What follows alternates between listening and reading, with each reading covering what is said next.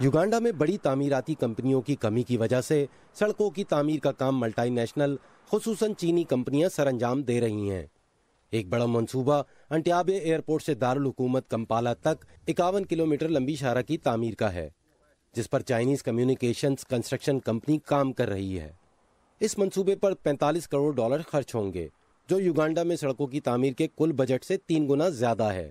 اس لیے سوال یہ کیا جا رہا ہے اس شاہراہ کی تعمیر کا کام کسی مقامی کمپنی کو کیوں نہیں دیا گیا۔ یوگینڈا میں کام کرنے والی زیادہ تر بڑی کمپنیاں ایک حد تک چینی حکومت کی ملکیت ہیں، مگر کیا یوگینڈا میں کوئی کمپنی ہے جو یوگینڈا حکومت کی ملکیت ہو؟ نہیں۔ تو ہم چاہتے ہیں کہ مقامی کمپنیوں کو بھی موقع دیا جانا چاہیے کہ وہ پھل پھول سکیں۔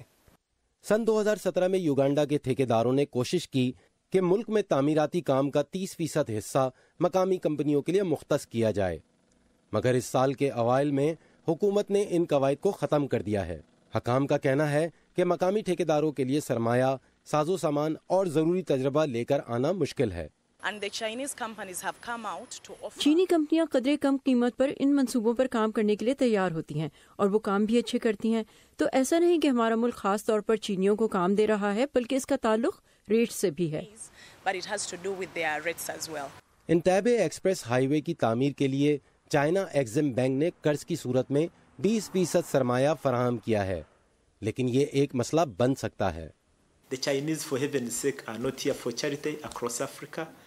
چینی پورے افریقہ میں خیرات کے طور پر یہ کام نہیں کر رہے، اس لیے افریقہ بھر میں ہر ایک کو یہ بات ذہن میں رکھنی چاہیے۔ افریقہ میں ترقی کے لیے دوسروں کے سرمایہ کے پیچھے بھاگنے کی بجائے بڑی حد تک ہم افریقیوں کو ہی آگے بڑھنا چاہیے۔